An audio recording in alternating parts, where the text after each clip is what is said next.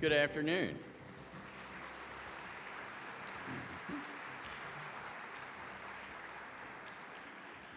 Let me begin by thanking everyone for coming and giving up their lunch hour today for this. And I want to start our talk today by making a few personal comments.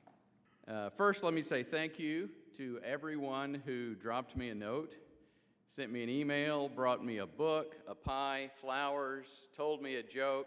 I actually had someone call me every day with a joke of the day, or said a prayer for me during my recent illness, surgery, and recuperation period. Those prayers were answered. I feel good. I'm back at it full time, and the pathology slides indicate that I am cancer-free.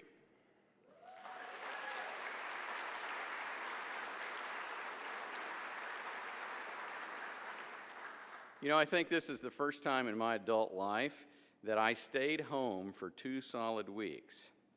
And I will tell you this, I don't ever want to do it again.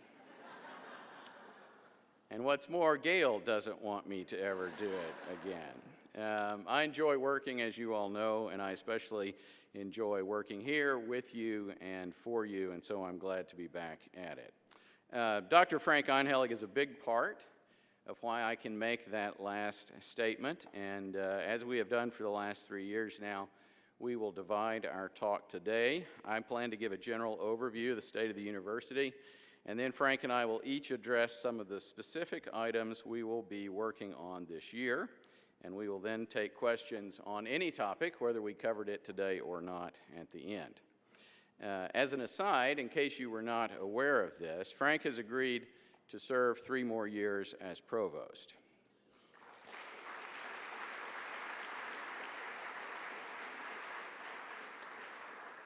Thus giving the university 5 years of stability at its top 2 leadership positions. And I wanted to say thank you publicly to Frank for this commitment. But as I told every group of SOAR students this summer, I will tell you, Frank, get ready to work. The title of this speech is Thinking Bigger and Bolder, the 8 Major Goals for 2013-14. But I am going to focus primarily, at least in the first part of this talk, on the first 4 words, thinking bigger and bolder. I used that phrase in my first speech to campus in 2011. I have repeated it many times since then. Sometimes I discuss the concept as growing into our name. It has caught on in other units, including the College of Business, which I appreciate. You know, but before we talk about what the specifics of thinking bigger and bolder mean for us, I thought we should evaluate where we are now. And here's where I think we are now. We are a good, comprehensive university. And there are 4 primary reasons I say that. First, students want to come here. We set a system and Springfield campus record for enrollment this semester.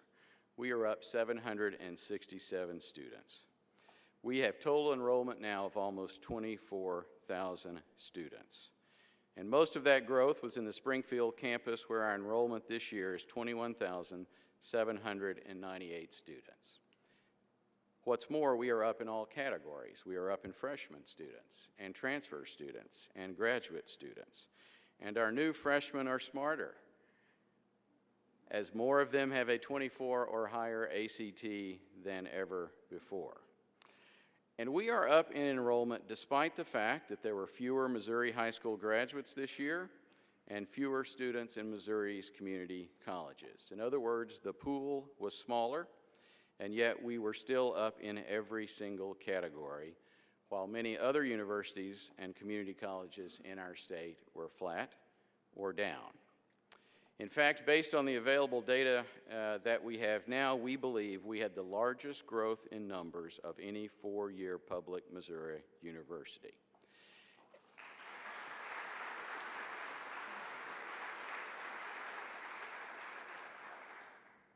And as important as those numbers are, the result of that is almost $1 million of new revenue for the year above what we budgeted. And I will tell you, I anticipate proposing to the Executive Budget Committee that the bulk of that new money be used to employ more faculty for next year, creating significant new faculty lines.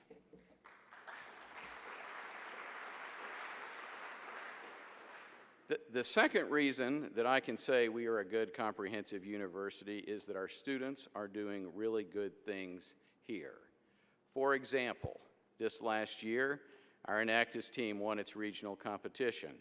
We had a student win a top prize for charcoal drawing in a 4-state regional competition. We had another student win a top prize at a communication competition at the University of Oklahoma. Steph Anderson, who is the girl in this picture with the camera, won several national photojournalism awards last year. We had a student win a top prize for bat research. We had another student received his fraternity's single National Leadership Award. We had another student who was the National Agriculture Honor Society president for the country. We had another student who was a Fulbright scholar. Our sports medicine quiz bowl team was 6th nationally. Our construction management team was 1st regionally. Caleb Schafitzel was named an academic All-American in football. Our television series Epilogue was a national finalist for the College Emmy Awards and ultimately was awarded 2nd place. The Standard was named the top student newspaper in the state yet again. And our ad team won a national marketing competition this summer. And there are dozens and dozens and dozens of other examples of great student success. Third, our faculty are doing really good things here in research, in performance, in publication. Some are highlighted in our new research publication that we have called Mind's Eye, and which will be available at the doors as you leave. I encourage you to pick one up and read it. You will be impressed by the great work being done here. And that publication shows only a fraction of the great research that is happening. Frank will highlight other faculty achievements in a minute. As important as research is, however, great teaching is what we do. And I know we have many great teachers in the classroom, and many involve their students in undergraduate research and regularly interact with them. Which leads me to tell you this story. Monday night, the first day of school, Gail and I went to the exhibition soccer game at Plaster Stadium. And she overheard a conversation between two young women who were both freshmen after their first day of classes. And here was the question one asked the other. How was your first day of class? And the answer went something like this. My classes were great. They are so interesting. They are even better than I thought they would be. My professors were incredible. And that is not an atypical experience. Fourth, as a university, we are involved in community partnerships, from secondary education to economic development to international training, water conservation, and many, many others. Very few comprehensive universities have anything like the Jordan Valley Innovation Center or the E-Factory. Almost none have been responsible for something like Idea Commons, which reclaimed a huge derelict area of our community, or train executives from around the world in the International Training Center, or have an accredited English Language Institute, a foreign language institute, which is a partnership with 4 other universities and colleges, and is also internationally known for grapevine biotechnology research, or have an Actors Equity Summer Theater, or a working 4,000-acre Hereford Ranch, or is nationally known for its field station at Bull Shoals Lake. These are all points of pride in the terminology of our board. But here's the bottom line. Here's why I'm talking about this. We are a good university. We need to remember that. We need to be proud of that. We need to talk about that. We need to tell our success stories. We need to wear our colors. We need to continue to brand our campus. After all, if we aren't proud of where we work or attend school, why should anyone else be? And secondly, we need to continue to build on these successes. That was the name of last year's speech, by the way, Building on Success. We need to stop thinking about ourselves as a directional university, and we need to think bigger and bolder in everything we do. It begins with enrollment and recruitment. I will tell you, none of our folks in that area thought we could grow by 800 students this year, and yet we did because they adopted that as their goal. We need to think bigger and bolder on the quality and rigor of our programs and classes. You know, an Ozarks Culture I-course is a good idea. A massive open online class in Ozarks Culture taken by thousands and thousands of students around the world is a bolder idea. We need to think bigger and bolder in achieving a more diverse faculty and staff and student body, in the kind of speakers we have on campus, like John Goodman at Convocation. We need to think bigger and bolder about our funding model, our footprint in the state and region, the quality of our facilities, sustainability issues, and public affairs and the signature events connected to public affairs. An MSU Hall of Fame is a good idea. A bolder idea is a State of Missouri Hall of Fame housed at Missouri State. And that's where the 8 goals come into play. They are now on our website. I encourage you to check them out. They all have specific measurable objectives for the year under each heading. Let me just read through those headings for you. The first is enrollment, continue to achieve modest enrollment growth. 2, funding, allocate, reallocate, and generate new resources to achieve university priorities. 3, accreditation, develop the evidence to achieve continued accreditation from the Higher Learning Commission. 4, diversity and inclusion, improve recruitment and retention of a diverse student body and workforce. We've done really well with student body, not as well on our workforce. 5, student success, expand high-quality academic programs. 6, facilities and sustainability, design, build, identify funding sources, and begin construction on priority academic and auxiliary facilities with a continued emphasis on sustainability. 7, athletics, be competitive, compliant, and successful in the classroom. 8, raising our profile, continue to find ways to more effectively tell the Missouri State University story. And I'll conclude the first part of the talk by giving 3 specific facilities objectives, and these are all set out on the web under Goal 6, all of which require us to think bigger and bolder, and which we will begin working on this year. First, as we all know, some of our academic space isn't up to 21st century standards and limits what we can do in various programs. That includes older buildings like Ellis and Pummel, and relatively newer buildings like Glass Hall. We will begin to renovate them this year. We will not wait on the state to do this for us, although we would welcome its assistance. If we waited, we might be waiting a long time. We will also begin construction of a second addition to McQuarrie Hall to make room for more of our healthcare programs, which have grown by over 1,000 students in the last 5 to 6 years. We have to think bigger and bolder. Second, students now begin their tours of campus wandering around looking for Carrington Hall and then often sitting on the floor outside of the admissions office. This is not acceptable for the kind of university we are. And so we will build a welcome center, and we will not use any ongoing general funding to do so. It will be a beautiful signature building. It will anchor the east end of Bear Boulevard where the new entrance to campus is, just like the Foster Family Rec Center and JQH Arena anchor the west end of Bear Boulevard. We have to think bigger and bolder. And finally, the ugliest place on campus is the student bleachers at Plaster Stadium. Nothing else comes close now that all of the art space has moved downtown. Yeah, think about that for a minute, right. I don't know that I could have made that statement given the basement of Hill Hall 3 months ago. Those bleachers have to come down. Having half of an old high school football stadium on our campus is not acceptable for the kind of university that we are. If it can be replaced with a state-of-the-art student section as a result of the passage of the bare fee, all the better, but that decision will be left completely to our students. I hope they are thinking bigger and bolder as well.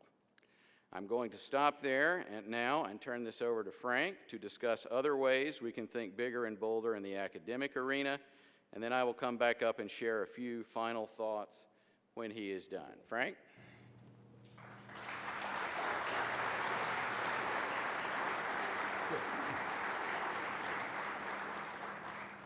Thank you, Clif. I hope, Clif, you know that I did proudly wear our colors today, and I'm therefore color-coded to be in tune. Clif has already alluded to the fact that we are starting the year perhaps in the most positive tenor that I've seen in a long time. And a great deal of that is the fact that students have shown by their actions that they want to be here, they want to take our programs, and thus that gets reflected in enrollment growth. A number of the things that I'm going to mention about our future have to do with things that are rooted in the past, but we have to build on them and go further, particularly in things that influence enrollment and in things that influence our student success, and a few other points, diversity and accreditation. We are united, and the one thing that unites all of us is that we care about our students and their learning. And that's the faculty, but it's also every other person that works here. Beyond that caring, when it comes specifically to the faculty care about their discipline, and the faculty care a great deal about the creation of knowledge, and they joy in that creation. We are very fortunate in starting this year for the first time in the last couple of years with an increase in faculty number. Our faculty number has moved from last year's start at 696 to 18 higher at 714. And a lot of people have worked to make that happen. Clif, myself, your deans, and a lot of others have made the right decisions that help us do this.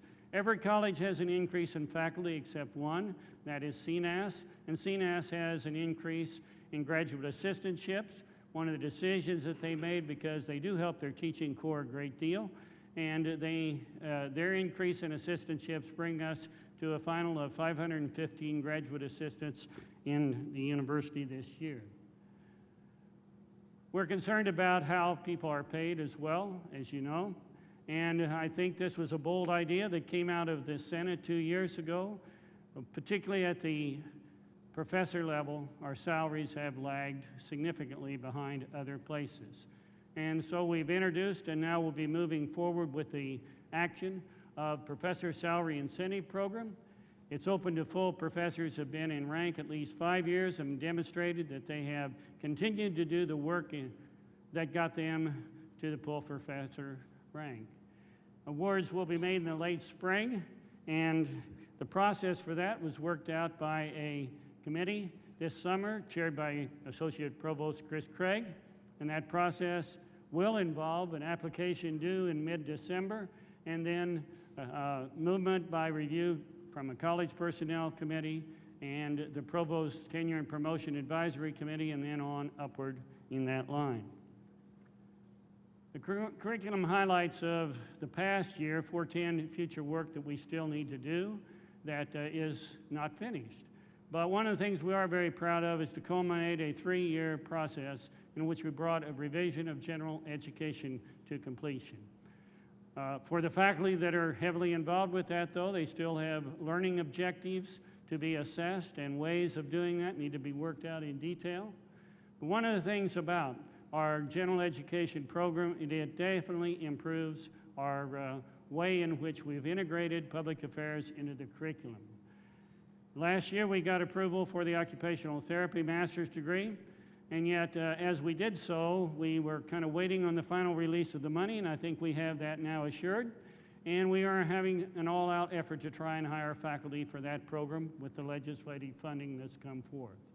We approved a new honors pathway at the last session, I believe, of the Senate last year. And that honors pathway was one that allows our students that come in from high school with a fair amount of credit to have an upward honors program as opposed to being only general education, and it's already paying fruit. The honors program has grown by a significant amount there to 333 this fall. Most of those are in on the alternate pathway. The alternate pathway students came in with an average of 37 credits that they had already earned, either high school or AP or in some other way, but not active in direct college. And these students come in with an average ATC above 29. Our honors program is one of the multiple things that makes us look good, but the people in Study Away have done a marvelous job in cooperating with faculty to actually move things forward so that each year we have an incremental growth, and this year we arrived at, or the past year, at 455 students that took advantage of the honors program. The good news for this year is all the deans chipped in along with higher administration support, so there'll be $95,000 in scholarship money made available to students who need that kind of help to participate in the Study Away programming. Indeed, we are a comprehensive university that has multiple pathways, and those multiple pathways include doing things off-site, and I did not list all the places we are off-site, but they do range from off-site work at Neosho to Washington, D.C., where we have our Defense and Strategic Studies program in the outskirts of Washington, D.C. It includes our growth in access through various online programs, and those include now having 7 undergraduate majors you can complete online, 13 graduate majors, and a total of 10 certificate programs. The challenge in certificate programs, of course, is to make them visible, and that's one of the bold things we need to work on this year. That number I gave you on the last slide is built on what is happening this fall. We started the Communications Honors program, the Communication online program for the first time this fall, and also the Literacy Master's program moved to an online track. As well, we have 4 undergraduate majors that became available this fall. At the same time, we know there are other things coming, such as professional writing. Now, at least you think that we're trying to become an online university, which we are not. We would point out that only about 8% total of our coursework has been in the online realm as of last year, and that gives us at least some room for growth and probably no concern that we're moving too far in that direction. It varies slightly from undergraduate at 7% to close to 18% in the graduate programming. We do find, however, that our summer program has really been a major way students have embraced online, with a third of our summer program now being through online registrations and enrollment. And I understand from the census data yesterday that our online enrollment this fall was 36% above our online enrollment last fall. Clif has already mentioned that we want to expand in the way of trying a MOOC, an open online program. We've already done things in iCourse, but the MOOC that we're going to focus on is something recommended out of a committee of 18 folks that worked on and made suggestions that we should be doing something to get our feet wet in this area. And so we're going to work on Ozark culture and history, and Brooks Blevins, who is a professor of history and also active in our Ozark Institute. And that process will be one that will take us all year to work on. Brooks is finishing up his iCourse, and we think many things in that can be translated on into a MOOC. We have continued to build collaborations, and one of our goals for this year is to build further into the collaborations with community colleges by getting more forcefully into the St. Louis and Kansas City areas. But in the last year, we worked hard in the local community areas and in Crowder. We built on the fact we had elementary education there, and we now have social work and a bachelor's degree that started this fall, and we have a pathway into our physician's assistance program, and there are other things coming as you notice.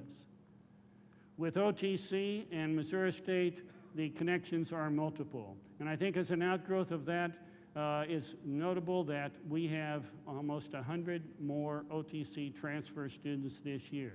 So what we've done in faculty meetings together, in administrative get-togethers, and in agreement signing has paid dividends, and it's good for the students.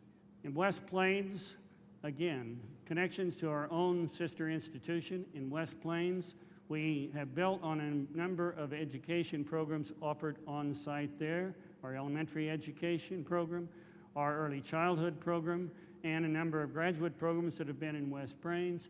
And now we will have our Master of Social Work that started this fall. In addition, we have the BS in General Business and Finance that are adopted to an evening approach as well as online. The evening approach can be delivered ITV and is being done that way. We make a difference. And this excerpt I took from a note that came to Kelly Wood. You know, Kelly did win an advising award at a national level not long back, but it's only one of many that come in that show that we make a difference when we deal not only humanely with our interactions of students, but when we also have the programs to offer. This student is very appreciative that we have the communication online degree now. Scholarship is an important part of what we do, not just because we count numbers, but because we involve students and lead our students in teaching them how to do research. And this past year, we had over 300 products in the 5 categories listed in front of you, with over 30 books and over 100 or 200 journal articles, and you can see the other numbers. Our faculty are doing well, and this is what distinguishes us from another regional university. Our faculty make us look in a different category in this scholarship endeavor. I've done this a couple of years, and people that do books like it, and people that do journal articles don't like it, but the book covers do look nice. In the CD covers, there's one CD in there. These are things that you know, picked out of the over 30 books and CDs, and I think that they get national recognition, and you can just take a glance at them. Sponsored research is one way we do funding and have funding for some of the work of research, but it goes much beyond that. And because of the great activity of over 50 staff members and 120 faculty members, we brought in over $20 million in research and teaching and equipment funding last year, and I would say that over half of that was in direct teaching-related ways. Clif has mentioned Mind's Eye. Be sure you pick up and read that Mind's Eye publication you'll get when you leave. This is our first, and it's something we plan to do annually. The feature article here features Paul Durham, but there are other people featured in this as well. And we plan to do this annually for the start, and maybe even more than that in future years. But we put this in language that we hope others will read, no matter their discipline, and find it a way to get the Missouri State story out. In addition to that publication and all the good research that is done, we have moved forward in other ways in print media, and the E-Journal of Public Affairs is now into its 2nd edition, and that is getting us national recognition. People are looking to us, and we have a great editorial board at the national level. Our Moon City Press has been around for several years, and it has continued to put out books that have a relationship in general to this region, sometimes by faculty, sometimes not by faculty. But the unique thing this year is they put out the first digital book. So we have thought bolder, and we have moved with the times, and Dr.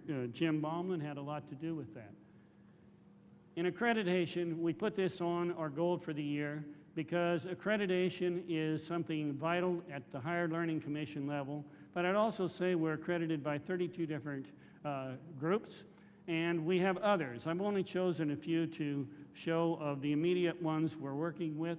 Immediately, we're continuing our work to finalize the accreditation site visit from NCATE, now known as CAPE, and that visit will occur in October. We think we made good progress. We will be looked at on our diversity standard.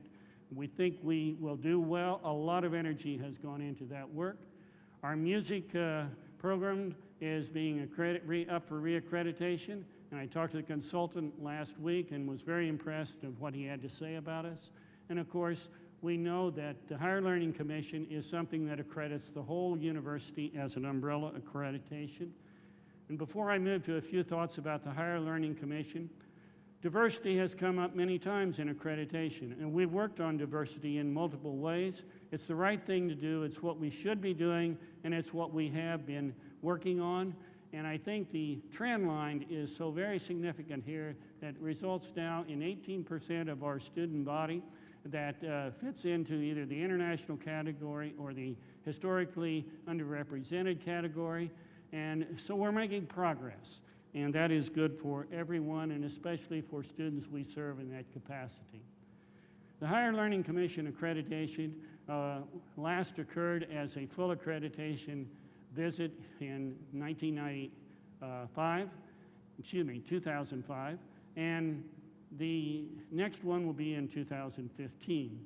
But this is something we work on a lot and have been working on, and the accreditation will center a great deal around 5 major themes, which you see in front of you. Mission, how well we do with our mission. Integrity, teaching and learning in 2 ways, the quality of our teaching and learning, and how well we evaluate it and show improvement, and our resources overall in the institution. Our effort in this regard is led by Tammy Yonke, who chairs the steering committee. And this year, that steering committee has been broken into subgroups who are collecting data on the ways we can evidence and write our document, which will be used eventually when they come and visit, and also online before they come. And I know that it goes without saying, but this is something all of you are involved with. It's not Tammy Yonke and this committee. It's everyone. And therefore, you know, we will have town hall meeting, the first one in the spring, and by that time we should have a draft of what our team has found, and it will be open for discussion. Now, as I close my part of the talk here, let me reinforce again that there are many bold things happening in our university. I skipped a few things that I felt in part we didn't have a lot of time to deal with. This year we're going for a doctorate in nurse anesthesia. That will be our 4th doctorate. And I want you also to know that if we get our Master of Fine Arts, we will indeed have made a great achievement in that way. And our curriculum is with multiple steps going on all the time, and it's an active process, it's a continuation process, and all of you have a part in that. And I thank you very much.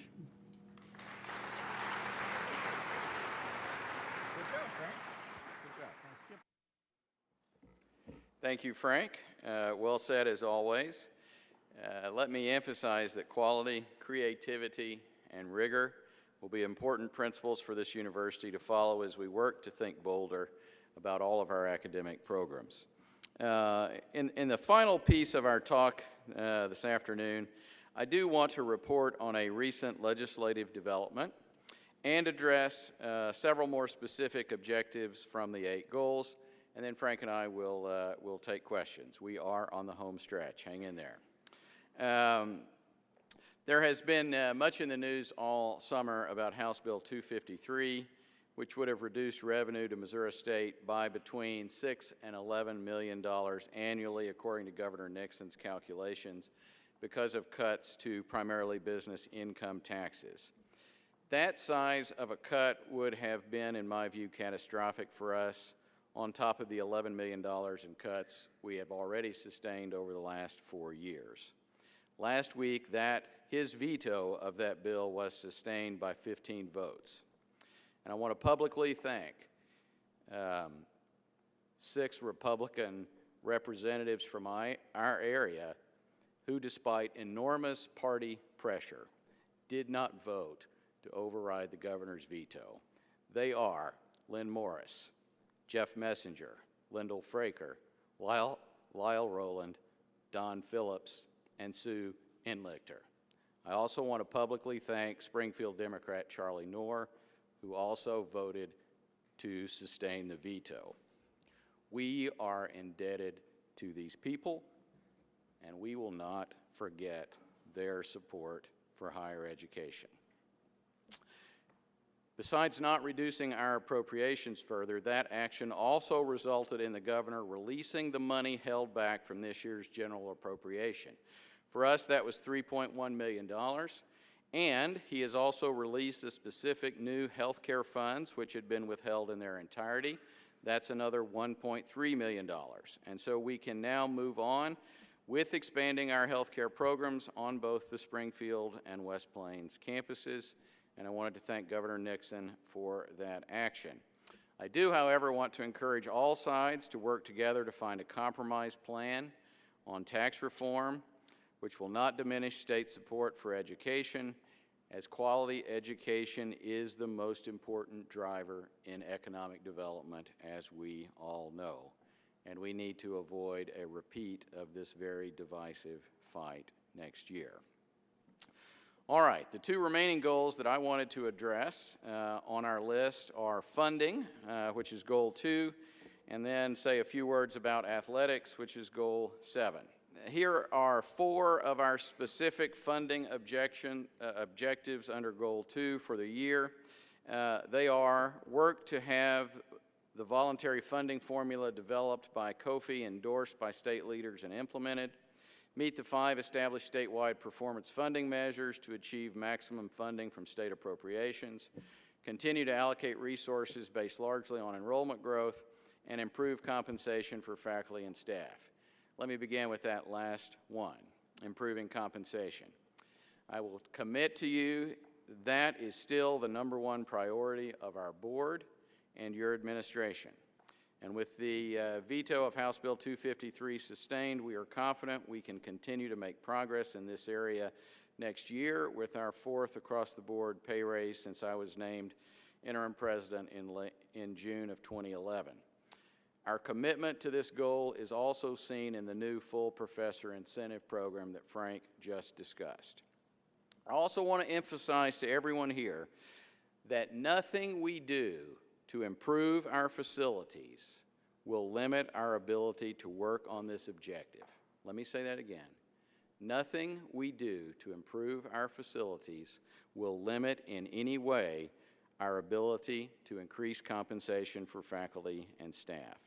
And that is because the funds to improve our facilities come only from specific fees, private money, our reserves, money dedicated to the maintenance and classroom upgrades, money allocated by the legislature for the OT program, and insurance proceeds, not from ongoing general funds, which is what we use to increase compensation. We can improve the quality of our facilities and improve the compensation of our employees. We can do both. We just need to think bigger and bolder. Now, the first 3 objectives under Goal 2 that are on this slide are related. Let me explain that. All new state money was distributed to universities through performance funding this year. And since the governor's veto of House Bill 253 was sustained, that means we actually get new money for the first time in 5 years. And because we hit all 5 of our performance goals, Missouri State will receive a bigger percentage increase than many other universities. For the first time in literally decades, all universities are not going up or down by the same percentage. The new funding formula that all the 4-year schools are promoting, that's listed there on Objective 1, incorporates performance funding and adds an equity component and a weighted FTE component. Missouri State does even better under this formula. So one of our goals is to have the key elements of this formula enacted into law this year. I am personally involved in these discussions with the governor, and with our legislative leaders as Vice Chair of COFI, I think we can get this done.